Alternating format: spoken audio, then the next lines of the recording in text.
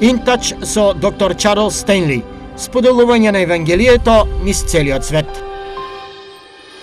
Следно на програмата на Интач.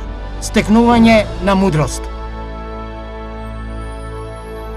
Well, we have come from the agricultural age to industrial age and now Ние дојдовме од ерата на земјоделството до индустриската ера и сега до времето на информации. Имаме повеќе информации отколку што знаеме како да се справиме. Некои од нив се добри, некои не се толку добри, но има многу од нив. Всушност, ако сакате да знаете нешто за некого, се што требате е да седнете на компјутер. Можете да кажете каде живеат, како изгледа куќата. Всушност, можете да кажете повеќе работи за повеќе луѓе отколку што повеќето луѓе сакаат да знаете за нив. И така нема тајност и приватност. Тоа е луда, измешано доба во која живееме.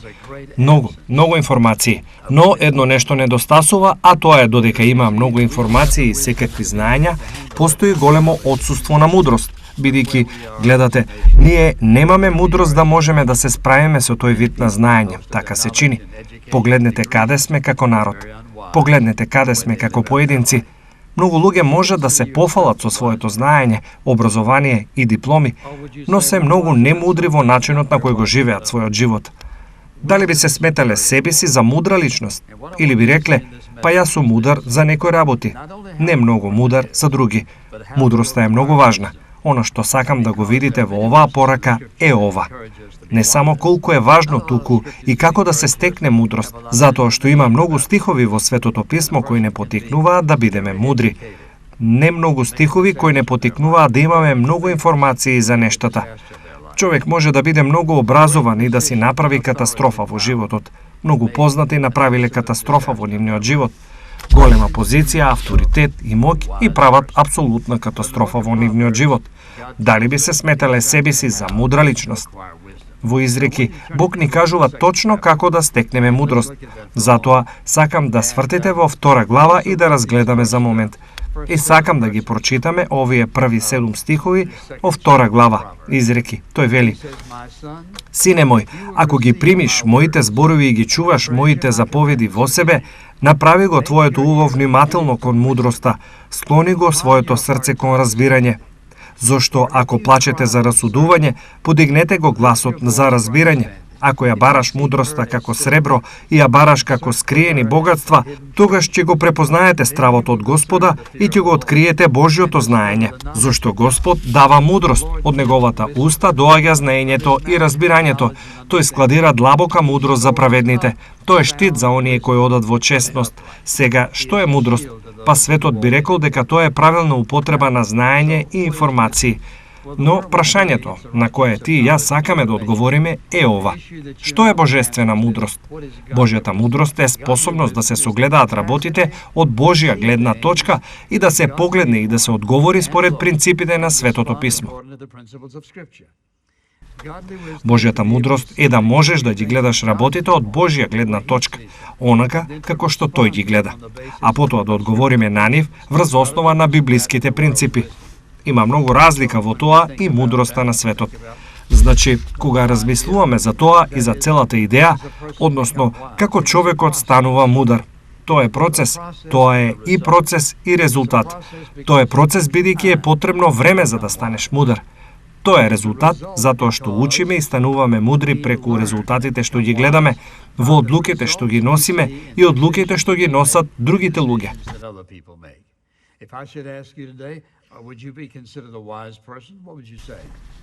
Ако ве прашам денес, дали би се сметал за мудра личност, што би рекле? Па можеш да погледнеш наоколу и да кажеш: ја донесов оваа добра или онаа добра одлука. Но дали ја донесовте најважната одлука во вашиот живот? Каде ќе ја поминете вечност? Кој ќе биде водич на вашиот живот? Како ќе инвестираш во твојот живот? Што ќе правиш со тоа? Со други зборови, има некои прашања кои бараат многу поголемо знаење и разбирање од човечката мудрост на човекот. Значи, кога размислуваме за да ги разбереме Божите патишта и да ги гледаме работите од негова гледна точка, како стекнуваме мудрост? Затоа, она што би сакал да го направам е да ви дадам неколку чекори. И ако ги следите овие чекори, ќе станете помудра личност.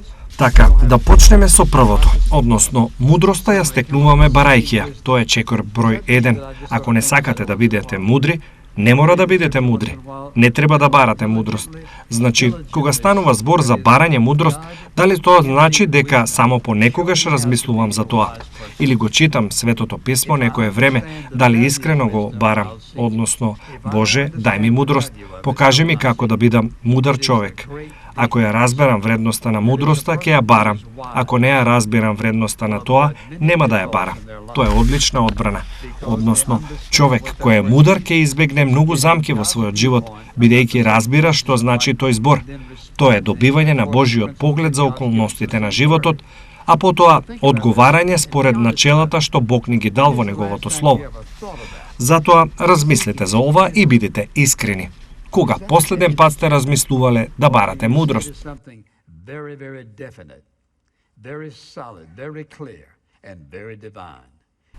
Дали тоа ви е нејасно? Или го гледате како нешто многу дефинитивно, многу цврсто, многу јасно и многу божествено? Мудроста, Божјата мудрост е вашата најголема собственост. Можете да го имате целото злато, сиот накит и сите работи што ги спомнува Светото Писмо. Без мудрост ќе направите страшни грешки. И можеш да ја направиш крајната грешка со тоа што ќе бидеш толку немудар што ќе го отфрлиш Исус Христос, Синот Божи, кој отиде на крстот и го положи својот живот. Целосно го плати долгот за твојот грев и мојот. Го отвори рајот за нас, за цела вечност. Да умреш без Христос е најнемудрото нешто што можеш да го направиш. Но вие велите, па јас ќе успеам. Не, нема, и ќе ви кажам зошто. Без Исус Христос, Словото Божјо вели дека нема. Тоа е Словото Божјо. Тоа не е човечко размислување. Тоа е Словото Божјо. Треба да одлучите дали ќе го прифатите Неговото Слово или ќе верувате на некој друг. Мора да се стремите кон мудроста.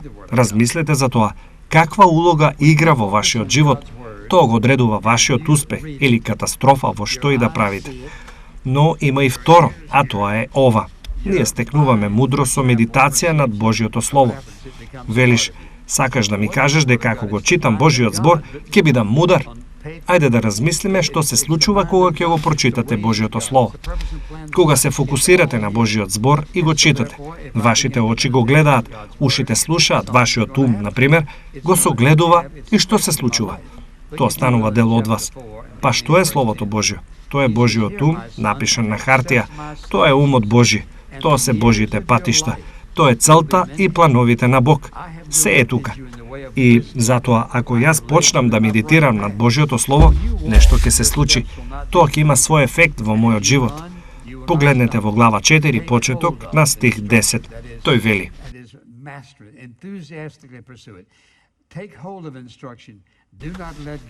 Слушни, мој синко, прими ги моите зборови и годините на твојот живот ќе бидат многу. Јас те упатив по патот на мудроста, те водев по исправни патеки. Кога одиш, твоите чекори нема да бидат попречени. И ако трчаш, нема да се сопнеш. Прифати ја поуката. Тоа е Господар, ентузијастички продолжи. Прифати ја поуката. Не пуштај. Чувај ја, зошто таа е твојот живот. Колку пати сте ме слушнале да кажам, секој ден треба да започнате да парете од Бог да ви даде насока за вашиот живот, читајте го Божјото Слово. Едно од најмудрите работи што можете да ги направите пред да станете од кревет, секое утро, е да побарате од Бог да ви даде мудрост. На сите ни треба мудрост. Тоа значи дека на сите ни треба Божјото гледиште за нашите постапки, за нашите планови и како го живееме нашиот живот, бидејќи не знаеме што ќе се случи.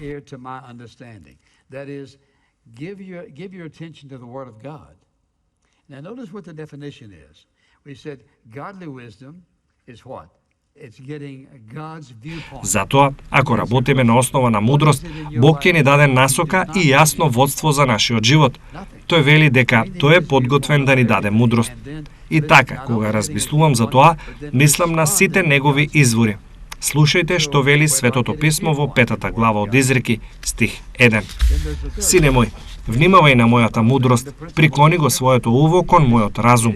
Тоа значи, посветете го вашето внимание на Словото Божјо. Сега забележете која е дефиницијата. Рековме, што е Божјата мудрост? Добивање на Божјото гледиште. Да ви поставам прашање. Што е тоа во вашиот живот за кое не ви треба негово гледиште? Ништо. Ни треба неговото гледиште за се. И тогаш, слушајте, не само да го добиете неговото гледиште, туку потоа да одговорите на Божјото гледиште. Значи, каде да го добијам неговото гледиште? Во Словото Божјо. Потоа, постои трет начин. Ние стекнуваме мудрост со послушност на принципите на Светото Писмо. Слушајте, не е доволно само да имаш знаење и разбирање. Можеш да имаш библиско знаење, но ако не постапуваш според тоа, ако не постапуваш според тоа од Божја перспектива, тогаш нема да бидеш мудар.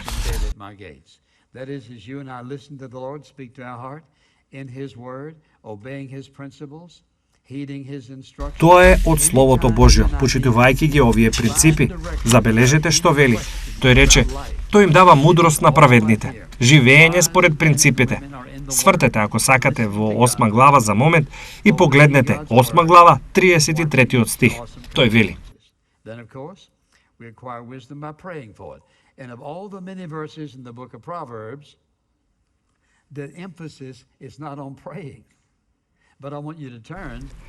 Слушајте ги упатствата и бидете мудри. Погледнете, слушајте ги упатствата. Тоа значи, обрнете големо внимание на поуката и бидете мудри, не занемарувајте.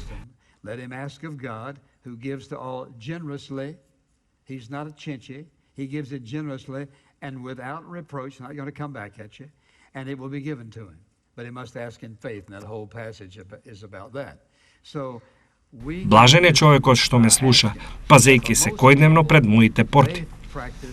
Односно, додека јас и ти го слушаме Господ како зборува на нашето срце во Неговото Слово, слушајќи ги Неговите принципи, слушајќи ги Неговите упатства.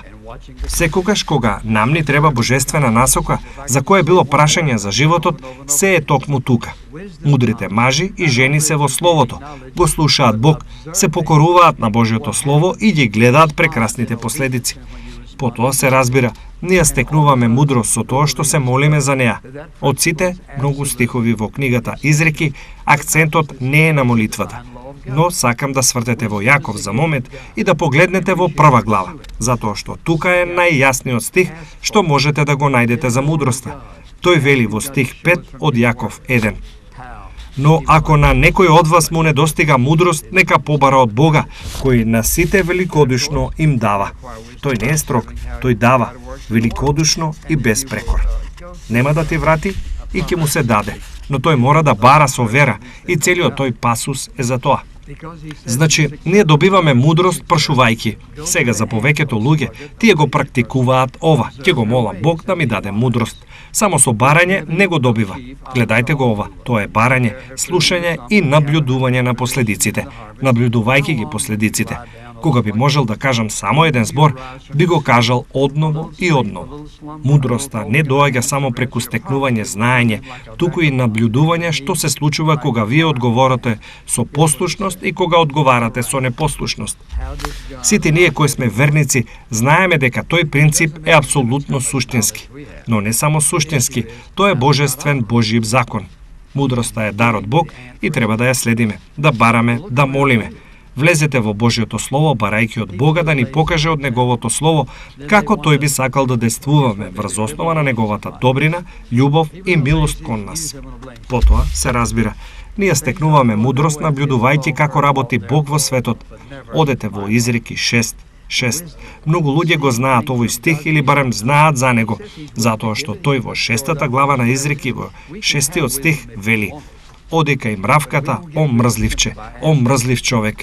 Наблюдувај ги незините патишта и бидете мудри, која, немајки началник, офицер или владател, ја подготвува својата храна во лето и ја собира својата храна во жетвата. До кога ќе лежиш, мрзливче, кога ќе станеш од сон, сон, малку дремка, малку преклопување на рацете за одмор. Твојата сиромаштија ќе влезе како скитник, а твојата немаштија како разбойник. Еве што вели тој. Гледај наоколу, како действува Бог во светот. И тоа не прави разлика колку знаење имаме. Прашањето е како функционира Бог. Тој ја дава мравката за пример. Погледнете околу себе. Луѓето кои се мрзеливи, на пример, тогаш се прашуваат еве што прават. Сакаат да обвинат некого. Луѓето кои се мрзеливи обично сакаат да обвинат некого. И работите не одат по нивниот начин. Тој е виновен, таа, нивна вина, но никогаш моја вина. Мудрост, гледање на работите од Божја гледна точка. Слушајте, тој вели дека е подготвен да ви даде. Тој е подготвен да го складира за нас, што и да е тоа. Можеме да имаме мудрост ако ја сакаме, но не добиваме мудрост само со барање и не добиваме мудрост со невнимателно читање на Словото Божјо. Туку, читајќи го и молејќи го Бога да ни помогне, да ги наблюдуваме резултатите од оваа и онаа акција. И така ние зборуваме за тоа како Бог работи во светот. Например, погледнете ги вашите пријатели. Погледнете ги луѓето со кои работите. Како работи Бог во нивниот живот. Гледате, некако ѓаволот измами толку многу луѓе да веруваат дека тие се исклучок од Божјите закони. Ќе ви кажам зошто. Затоа што во моментов се оди по свое. Тие се здрави, тие се ова, она. Ги имаат сите овие работи и мислат, знаеш што, ти веруваш така, јас не верувам во тоа. Еве што сакам да видите и сакам да го кажам тоа повторно и повторно. Не можете да ги прекршите принципите, законите, Божјото Слово и да избегате од последиците кои се погубни во животот на една личност. Не можете. Потоа се разбира, ние стануваме мудри со тоа што ќе го послушаме Божествениот совет. Сега да кажам нешто многу јасно. Ако одите кај советник, бидете многу мудри за тоа кој е овој советник, не само според она што сте го слушнале. Сакам да ви дадам неколку стихови од Светото писмо овде. Погледнете во глава 20 од Изреки, да го погледнеме 15-тиот стих. Забележите што вели тој овде. Слушнете го ова. Патот на будалата е исправен во неговите очи, но мудар е тој. Слушайте внимателно. Е тој што го слуша советот. Божји совет. Луѓе кои сакаат да ги знаат патиштата Божји, Божјото дело и како тој работи. Погледнете во 13 глава стих 20. Оној што оди со мудрици ќе биде мудар, но во друштво со безумните ќе претрпи штета. Погледнете во 10 стих. Преку дрскоста не доаѓа ништо друго освен кавги, но, слушајте, мудроста е со оние што примаат совет. 15 глава, погледнете за момент, 15 глава, 31 стих. Слушајте што вели. Оној чие уво го слуша животворниот укор, ќе живее меѓу мудрите. Оној што ја запоставува дисциплината, се презира себе си, но оној што слуша укор, стекнува разум. И така, кога ќе размислите за советот, дозволете ми да ви поставам прашање. Ако некој ви рече, па еве што јас мислам, што би одредило дали сте го направиле тоа што го кажале или не? Едноставно, затоа што го кажале тоа или затоа што тие се мудри во процесот на одлучување. Многу луѓе се многу брзо подготвени да ви дадат предлог и совети, но едно од првите работи што треба да ги направите е да го погледнете нивниот начин на живот. Дознајте што е основата на нивниот совет. Дали е тоа породи нешто што го научиле на факултет или тоа е затоа што тие го разбираат Словото Божјо. Тие ги разбираат принципите според кои Бог има намера секој од нас да го живее својот живот. Последното едноставно е ова. Мудроста ја стекнуваме дружејќи се со мудрите. Го читавме пасусот пред неколку моменти во 13 глава. Ако некој навистина сака да биде мудар, погледнете во глава 13 стих 20. Оној што оди со мудреците ќе биде мудар, но од другорувањето со безумните ќе претрпи штета. Дали верувате во тоа? Слушајте, секој има пријатели и некои луѓе се огромни пријатели, многу чувствителни на нивните пријателства и така натаму. Значи, Светото писмо вели дека ако јас сакам да бидам мудар, ќе трчам со мудрите луѓе. Ако сакам да бидам будала, ќе трчам со нив. Ова е навистина многу едноставно. Сето тоа е Словото Божјо. Се што направив е само ви прочитав неколку стихови од Светото писмо. Затоа размислете за ова. Мудроста која е гледање на работите од Божја гледна точка и почитување на принципите на Светото писмо, кои се принципи што Бог ги поставил во Словото. Тоа е мудрост. А прашањата што треба да ги поставите е дали јас сакам да бидам мудра личност, затоа што ова се само 7 чекори од кои сите ќе ве направат мудар човек, ако го сватите тоа сериозно. Но се започнува со нашата врска со Бог преку неговиот син Исус Христос. Велиш, сакаш да ми кажеш дека човек кој не е христијанин не е мудар?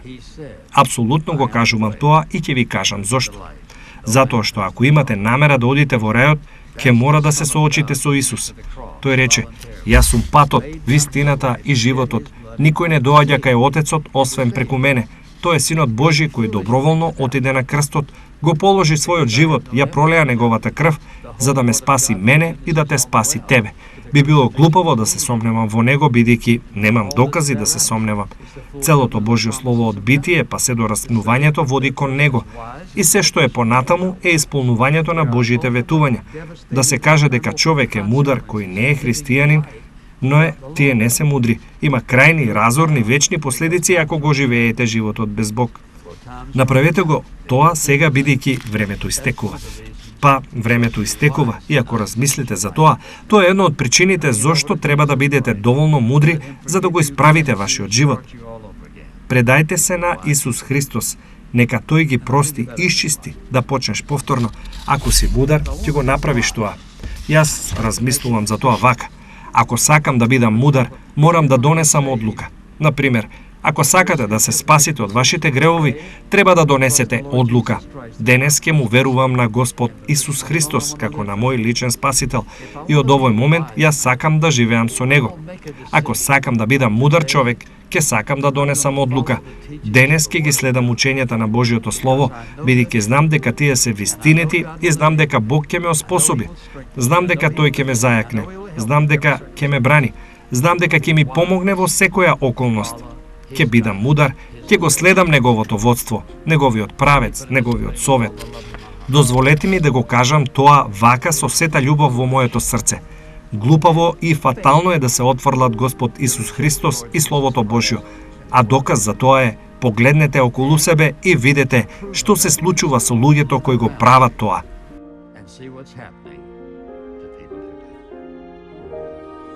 Ако сте биле благословени од денешната програма, ве молам посетете на веб страната www.intouch.org. InTouch, водејќи ги луѓето ни светот во поголемо заедништво со Исус Христос и зајакнувајќи ја локалната црква. Оваа програма е спонзорирана преку службите InTouch и овозможена преку Божјата благодат и вашите верни молитви и дарови.